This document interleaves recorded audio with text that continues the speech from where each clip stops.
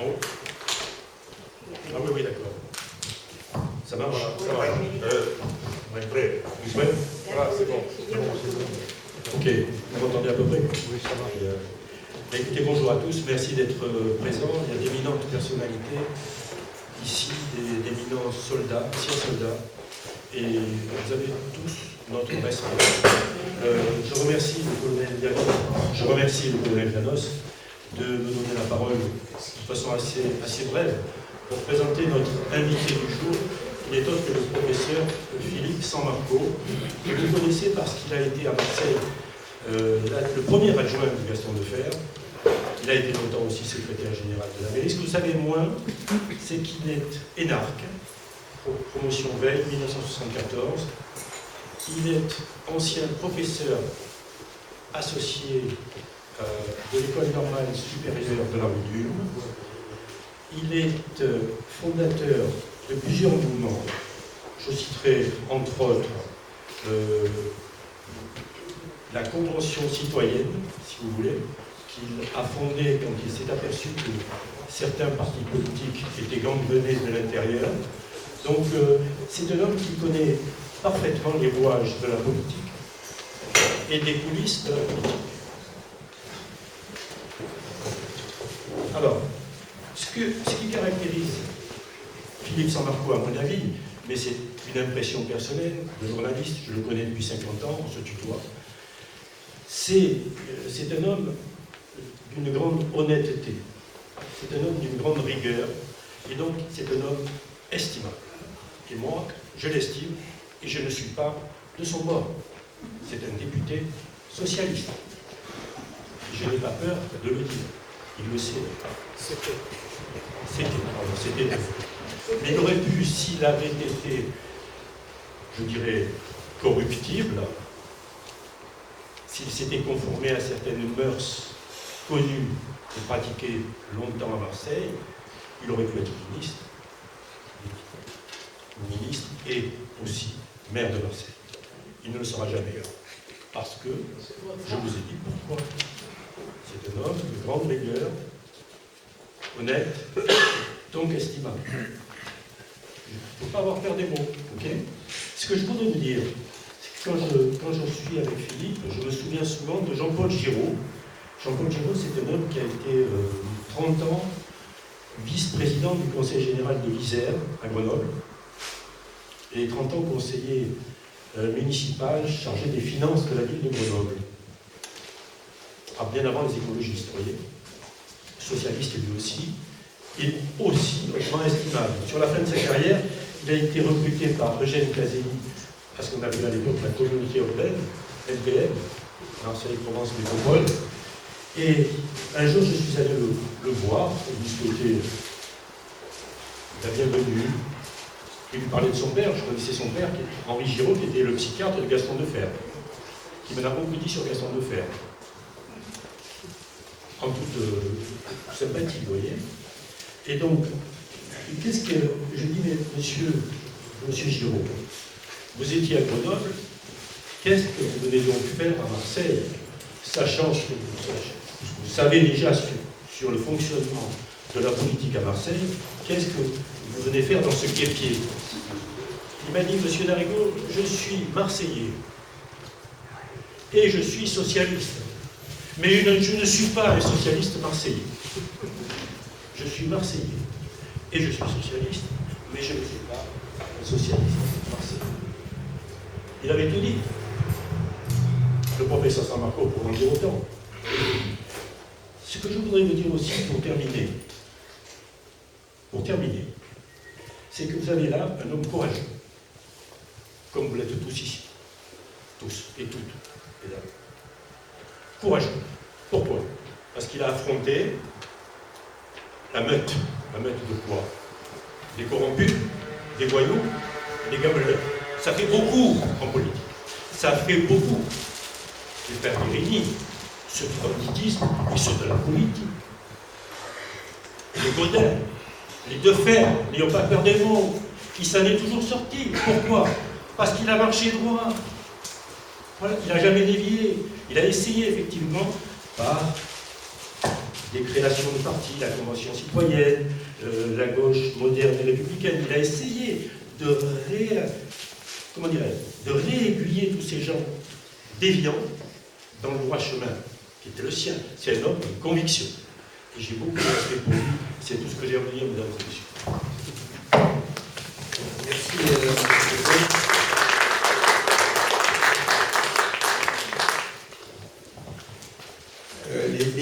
Les qualificatifs politiques qui sont utilisés aujourd'hui font référence à une période ancienne et ils ne valent plus grand-chose à la vérité.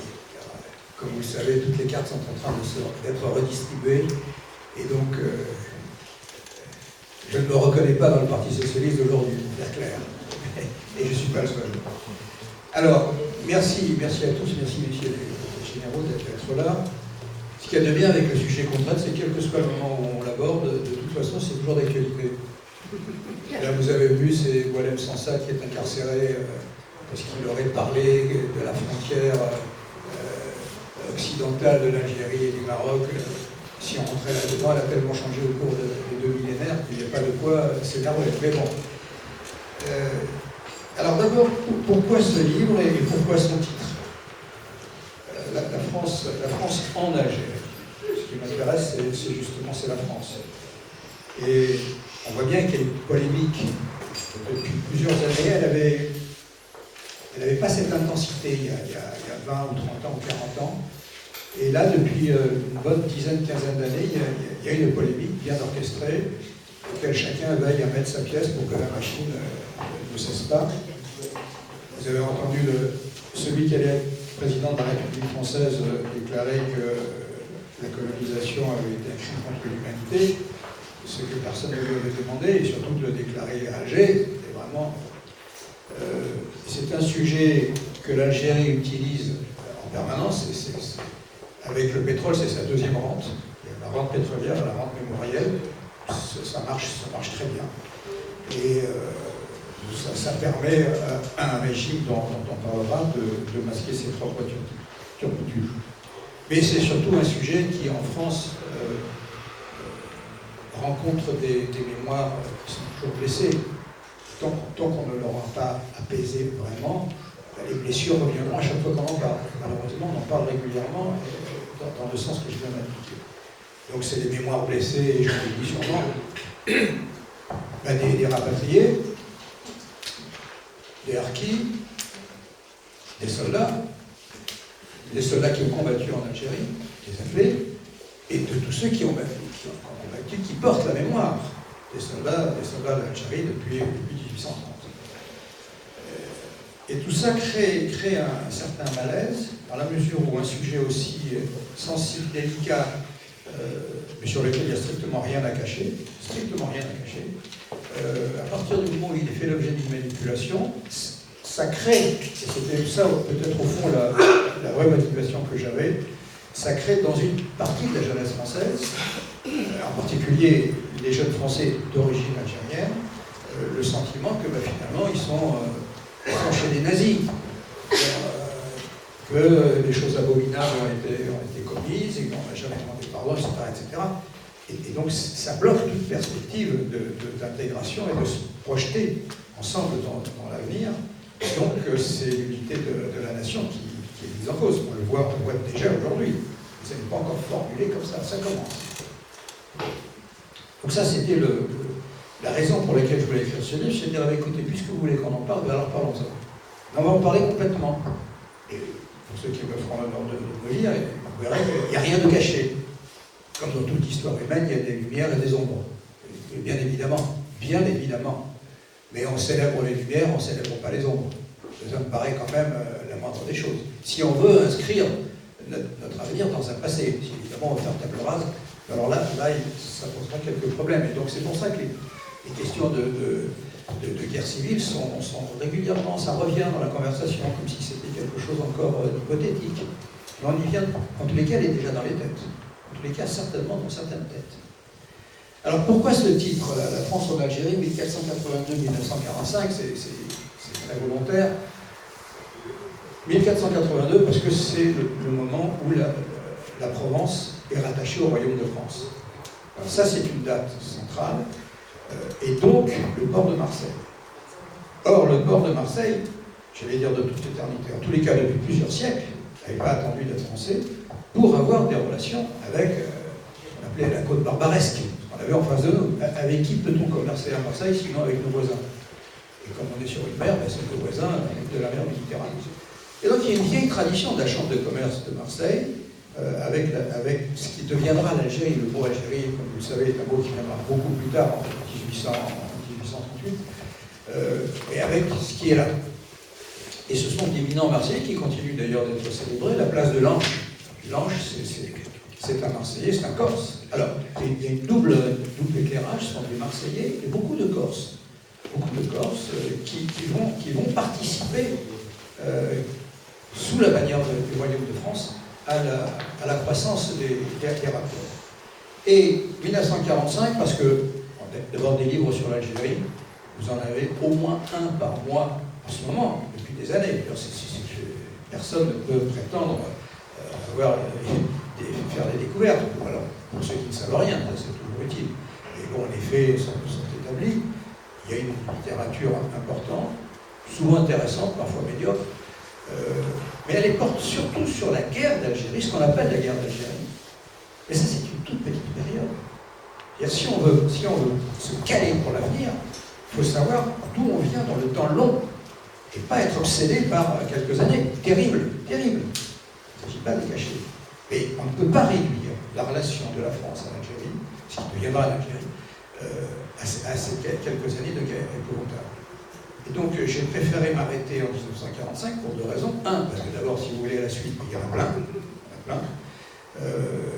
Et surtout parce que peut-être, mais ça c'est très subjectif, et c'est un livre subjectif, je considère qu'à partir de ce moment-là, l'idée est jeté. Et je vais m'en expliquer tout de suite. Alors, pour faire simple, dans le déroulé de ma présentation, je parle des soldats, il y a des moments dans l'histoire où, c'est comme les volcans, il y a des moments où ils sautent, et là, le magma bouge, vous pouvez encore agir, puis après ça se fige. Et ça se fige pour un siècle, 2 siècles, 3 siècles. Jusqu'au moment où ça rebougera. Nous vivons en ce moment les conséquences de l'effondrement de l'Union soviétique. Pour nous, c'est déjà ancien, en fait, c'est hier, parce que c'est lent. Mais c'est hier. Et ce magma n'est pas figé. Et ceux qui l'avaient cru figé ont commis une grave erreur, une faute, que payent des centaines de milliers de morts. Donc il y a deux grands moments dans l'histoire des relations entre la France et l'Algérie. C'est en effet le début du XVIe siècle. On va dire, pour faire simple, 1492, les rois catholiques reconquièrent toute l'Espagne. Donc, chassent les musulmans, comme les musulmans avaient chassé les catholiques quelques siècles plus tôt. Et ça, c'était toujours dans la mémoire. Et donc, un certain nombre repassent du côté du détroit de Gibraltar, au sud, ce qu'on appelle les morts. Ils ne sont pas bien accueillis, forcément. Parce que bon, ils sont musulmans, certes, mais ils n'étaient pas là depuis 6 siècles. Hein, donc, il faut leur faire de la place.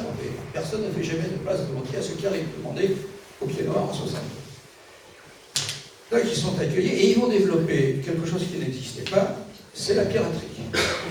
La piraterie, c'est de là que commence la piraterie. C'est quand les rois catholiques prennent toute l'Espagne, à ce moment-là, quelques années après, la piraterie commence. Et parallèlement à ça, vous avez un autre grand phénomène géopolitique qui est que les royaumes berbères qui existaient depuis des siècles, disons depuis le Xe siècle, après avoir surmonté la domination arabe. La domination arabe, elle est fulgurante, quelques dizaines d'années. Et après, c'est compliqué parce qu'ils sont très minoritaires. Et les Berbères, petit à petit, vont prendre le dessus. Tariq, Jebel Tariq, c'est celui qui donnera son nom à Gibraltar, c'est un Berbère. Et ce sont des troupes berbères qui vont remonter en Espagne.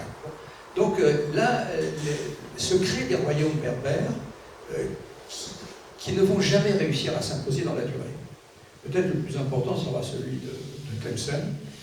Alger, ça n'existe quasiment pas. Ce sont quelques ruines romaines qui relèvent d'une tribu qui est à quelques kilomètres dans la terre. Et les royaumes berbères, à ce moment-là, sont vraiment sur le déclin, alors qu'ils ont été importants. Ibn Khaldoun était à la cour du roi de Tlemcen, etc. Les Almohavides, ce sont de grandes civilisations. Et 3 siècles, 4 siècles se sont passés, et c'est passé. Et donc, ils n'ont jamais réussi à figer leur pouvoir. Donc, c'est un monde flou. Donc, des royaumes berbères en déclin, les Noirs qui arrivent, qui commencent à faire la piraterie, et autre grand moment important, c'est qu'en Espagne, non seulement ils ont récupéré toute l'Espagne, mais avec Charles Quint, cette dynastie va contrôler le Saint-Empire romain germanique. Or, le Saint-Empire romain germanique, c'est quelque chose d'énorme, parce que ça part de l'Espagne, et ça va jusqu'à Vienne, c'est-à-dire ça prend tout le monde allemand, il n'y a pas d'Allemagne à l'époque, le monde allemand, sauf la France. Voilà. Et quand je dis ça, vous voyez déjà que vous avez un problème, souvent la géopolitique, c'est d'abord de la géographie. Vous avez la France est encastrée par les Espagnols qui sont en Espagne et qui sont aussi à Vienne et en Allemagne. Et donc vous allez avoir une alliance, vous allez avoir une recherche par le roi de France simplement pour exister. Les ennemis de mes ennemis sont mes amis. Voilà, c'est froid. C'est froid et c'est ça la vraie géopolitique. Tous ceux qui s'écartent de ça finissent mal. Et donc vous avez cette géopolitique européenne qui se met en place. Et à ce moment-là, Charles Quint déjà, les Espagnols vont contrôler quasiment tous les ports de l'Afrique du Nord. Depuis Oran, il va rester espagnol jusqu'en 1792. Avec 60 ans de hiatus, mais sinon ils sont là tout le temps. Mais aussi Mostaganem, mais Alger, mais Tlemcen, etc. Alger, tous payent un tribut au roi d'Espagne. Donc vous voyez, c'est des périodes floues comme ça. Et ce mélange entre piraterie, effondrement des royaumes berbères et Saint-Empire romain germanique aux mains du roi d'Espagne fait qu'à un moment donné, il y a un court-circuit, c'est ça les moments où ça explose. Vous avez des pirates, on appelle des pirates, des bandits, des pirates, les frères Barbaros. Je le fais simple parce que c'est une histoire assez connue, on ne sait pas très bien qui ils sont. C'est pas des musulmans d'origine, hein. Certains disent sont des Siciliens, d'autres des gens de Rhodes, des chrétiens qui se sont convertis. Ça, c'est quelque chose qui va devenir un phénomène très important. En tous les cas, des bons pirates, et qui sont des mercenaires. Donc c'est d'abord le bey de Tunis qui s'en sert, etc., puis petit à petit il s'installe. Et puis bien sûr, il y a toujours celui qui fait la faute, c'est le roi d'Alger, qui a quand même les canons espagnols là, sous ses yeux. C'est le Pénon d'Alger, c'était des petites îles, même, ce sont devenus c'est le quai de l'amirauté, tout ça c'est maintenant complètement intégré au dispositif de la terre. Mais à l'époque c'était des îles avec des canons qui sont centrés, qui visent la ville. Et le roi d'Alger veut s'en débarrasser, il les fait venir. La première chose que font les frères Barbaros, c'est de tuer le roi d'Alger et de s'implanter. Et donc il y a une espèce donc les pirates vont prendre comme ça petit à petit leur place, mais l'Espagne va intervenir pour les mettre à bas. Et là, ils ont le trait de génie, ils vont se déclarer sujet de l'empereur ottoman, qui n'a rien demandé, qui n'est pas là, qui n'a jamais été là de sa vie, qui n'y a aucune troupe, après tout. Hein. Bon, alors à ce moment-là se crée, donc on est en 1515, 1516, là ça va être le début de ce qu'on appellera après la régence d'Alger, qui va tenir quand même jusqu'à 1830. D'ailleurs, ça fait 3 siècles, c'est pas rien. On voit la difficulté que la France a eue pour tenir 132 ans. Donc 3 siècles, pas mal. Il faudra s'interroger sur qu'est-ce que ça veut dire, pourquoi, comment, à quoi ça correspond, quels sont les ressorts de cette durée dans le temps. Et il arrive ainsi à s'installer dans ce qu'on appellera donc la régence d'Alger, qui correspond à peu près aux 3 départements d'Alger, de Constantine et d'Oran. Alors on dit ça, parce qu'après il y a des polémiques, est-ce que l'Algérie existait avant? Ça ne m'intéresse pas. Ça peut m'intéresser si on veut faire de la polémique, mais essayons d'éviter pour l'instant. Il y a une délimitation géographique qui correspond à peu près à ce que vont devenir les 3 départements français, sauf à une exception majeure, qui est le Sahara. Alors, quand on regarde une carte, on s'aperçoit que c'est l'immensité du Sahara qui fait la la taille géographique. Et ça, personne n'y avait jamais été. Donc c'est vraiment la bordure, là, de ce qu'on appelle le tel, hein, au-dessus de l'Atlas. Cette affaire va durer un certain nombre de temps, une influence ottomane qui varie selon le temps. Nous sommes un pays d'Orient, c'est pas Montesquieu. Si on regarde avec nos lunettes, avec nos modes de raisonnement, on a du mal à comprendre. Donc on va vite dire des choses qui sont un peu caricaturales. Des bandits, oui, c'est sûr, des bandits, mais c'est pas que ça. Il y a aussi une administration, il y a aussi un code, il y a des choses qui fonctionnent. Alors, globalement, pour faire court, c'est un régime janissaire qui est un régime totalement hors sol et qui ne se mélange jamais à la population. Jamais. C'est même interdit. C'est même interdit d'épouser des femmes natives. Et les enfants n'ont strictement aucun droit au pouvoir. Donc c'est une corporation, les janissaires, ils sont 5000. Et ils se débrouillent entre eux. D'ailleurs, certains pourront dire que c'est une petite république démocratique. C'est sûr, ce sont les 5000 janissaires qui désignent leur chef. Mais bon, il y a le firmament ottoman. Alors de temps en temps, ça marche. De temps en temps, ça ne marche pas. Parce que les janissaires refusent que l'envoyé de Constantinople débarque. Il ne peut pas débarquer, voilà, c'est tout. Mais on dit qu'on appartient à l'Empire ottoman. Et d'autres fois, c'est pas pareil. Enfin, dans le temps, 3 siècles, c'est long, le lien se distend. Il est toujours existant, mais il se distend. Donc vous avez ceux-là, et ces gens-là vivent essentiellement de la piraterie. C'est pour ça d'ailleurs que pour l'Europe, c'est une plaie permanente et béante. C'est-à-dire que pendant des siècles, 3 siècles, toutes les côtes de Méditerranée, mais d'Atlantique, ils iront jusqu'en Islande. En Islande, bon marin quand même, hein, pour piller, voler, prendre les femmes et les enfants, et surtout prendre la cargaison, et surtout mettre les passagers en esclavage. Ce qu'on appelle des captifs, c'est-à-dire ce ne sont pas des esclaves destinés à être en esclavage, ce sont des gens qui sont destinés à être vendus. Donc c'est quand même pénible pour tout le monde. On ne peut pas... Alors de temps en temps, ils passent des accords avec une puissance, le roi de France ou autre, mais ces accords sont régulièrement désavoués. C'est-à-dire que vous avez des pirates, c'est la différence entre des pirates et puis j'oublie l'autre nom, les corsaires. Merci, pardon des spécialistes. Les corsaires, ils agissent au nom d'autorité. Les pirates, non. Mais si un jour on est corsaire et que on a passé un accord avec un État, vous n'avez plus le droit d'attaquer les bateaux d'un État, vous le faites quand même, et donc vous êtes pirate. Mais c'est les maîtres. Donc vous pouvez signer tous les accords que vous voulez, ça tient 1 an, 2 ans, 3 ans. Et donc vous avez là un pouvoir qui est installé, qui se moque totalement de ce qui se passe dans le pays, sauf que tous les ans, les tribus doivent payer l'impôt. C'est tout ce qu'on vous demande. C'est pour ça qu'un jour Erdogan, le président actuel, de Turquie vient à Alger, et il y a quelqu'un qui ne parle pas turc, les Algériens, lui pose la question en français, voilà, Monsieur le Président, est-ce que vous pouvez nous parler, là quand même, vous avez été, la Turquie a dominé le pays, a colonisé le pays pendant 3 siècles, qu'est-ce que vous pouvez nous en dire? Et Erdogan a cette réponse, si on vous avait colonisé, vous me parleriez en turc. Ce qui n'était pas faux.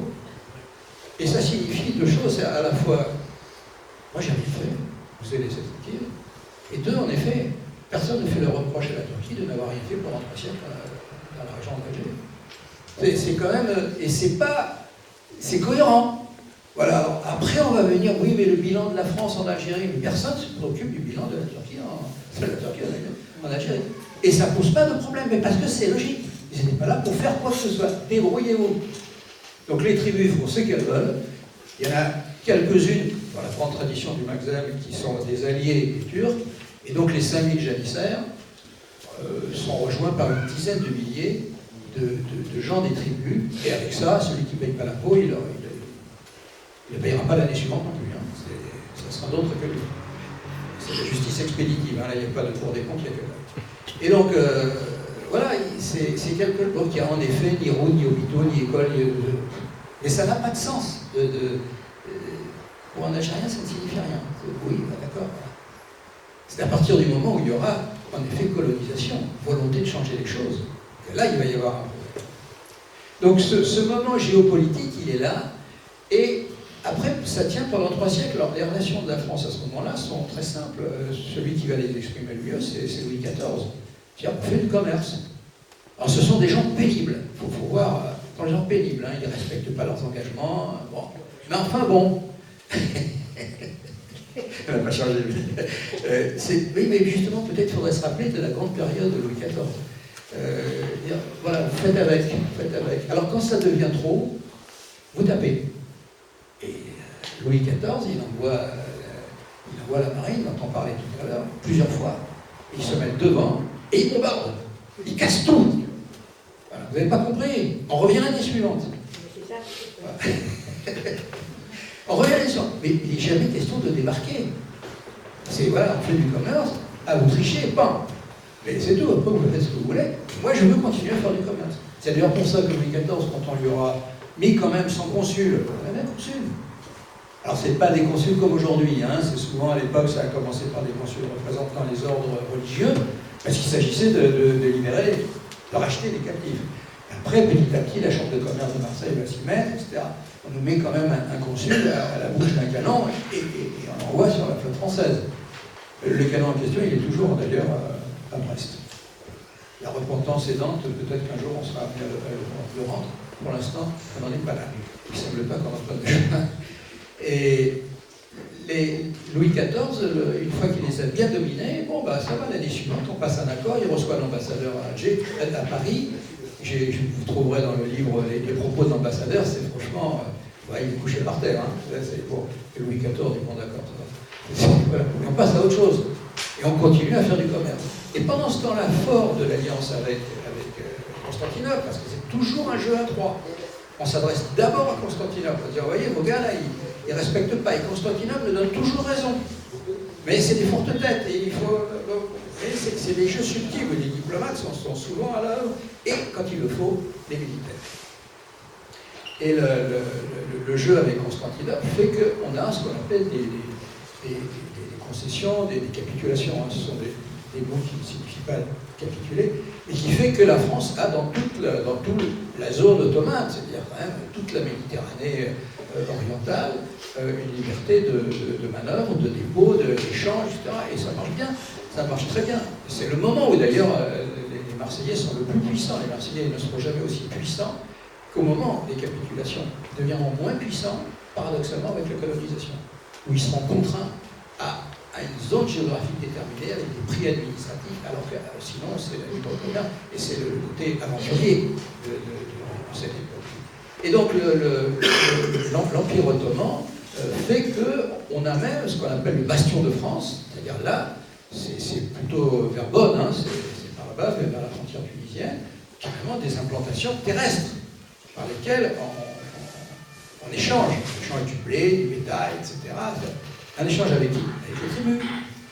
Enfin, de temps en temps, les janissaires ne sont pas contents, et ils viennent, ils cassent. C'est sans arrêt ces 3 siècles de paix, rompue, rétablie. Donc ça se passe comme ça. Il y a un deuxième grand moment de géopolitique, c'est, et là aussi, il ne faut pas se rater. Si vous vous ratez dans les décennies où la lave est chaude, après vous êtes figé pendant des siècles.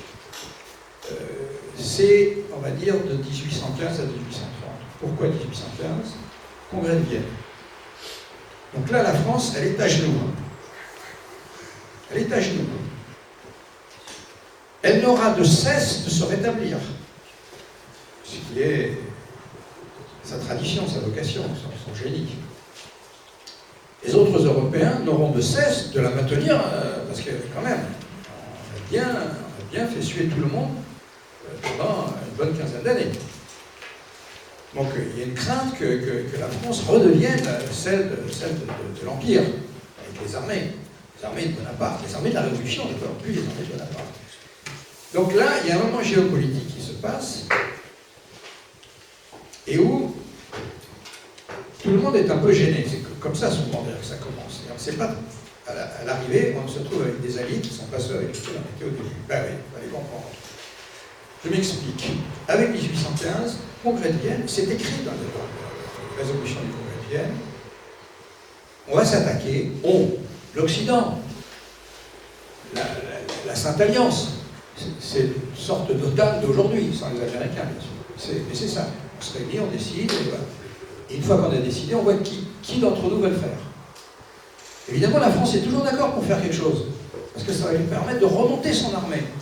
Et les Britanniques, eux, qui ont toujours été les seuls, tout le temps hostiles à la France, feront tout pour l'empêcher. Il faut avoir ça dans la tête jusqu'en 1830.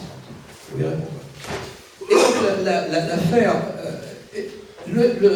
l'esclavage, c'est fini.